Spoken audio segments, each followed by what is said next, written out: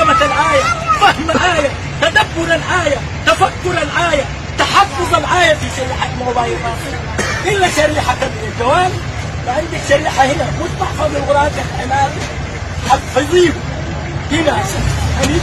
وبعث الضالين منهم، ومن أضل ممن يدعو من دون الله من لا يستجيب.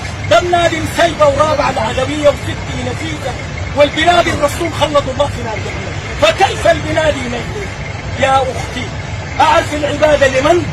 وما خلقت الجن والإنس إلا شنو؟ يعبدون.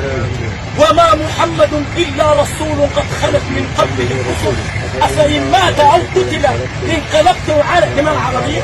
أسد إنجليزية الآية دي؟ أمشي شوفيها وقتها عشان ما تفهم الناس غلط، عشان ما تقولي لي محمد. يا أخي قال لهم محمد ده رسول خلت من قبل الرسل، إذا مات أو قتل انقلبتم تعبدون من دون الله. العبادة لله، ده قرآن نزل فيها. هي تغاسل يلا انت بتغاسل. نسأل الله السلامة. والله يجي حاجة إن لم يغنيه القرآن والسنة لم تغنيه عربي من أبى كلام الله والله إلا نسأل الله السلامة. يا أخي ده كذا، أنا ما بتلك إلا الله قال والرسول قال. أنا ما بفهم الرسول، أنا ما بقول للرسول ما لم يقول. من كذب علي متعمدا فليتبوأ. بعدين الرسول عنده حق يأتينا يوم حقه شنو؟ تصديقه فيما أخبر واجتناب ما نهى عنه وزجر وتعملي بما أمر. يقول ده حق النبي. أتينا له؟ نحن بنصلي نقرأ وتنفذ تعالي بمساوي الإمام وبنصبغ الإمام. ده وين حق الرسول؟ وين الاتباع؟ إذا كبر الإمام فكبر، وكبر فعل شنو؟ ماضي. إذا ما مضت التماشى وين؟ بس الله أكبر الله أكبر.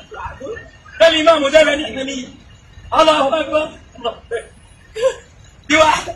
الله أكبر. حديث الرسول قال من سبق الإمام أتى يوم القيامة رأسه إلى رأس الإمام وبطل الصلاة، ومن ساوى الإمام انخفضت صلاته، أي ثوابه بقى قليل ما تبطل، لكن الثواب قليل. الرسول ما خلى لنا شاهدة ولا واردة ولا ذكر إلا دان له، عشان بعد ما يقضونا ماذا تقول في الرجل الذي بعث فيك؟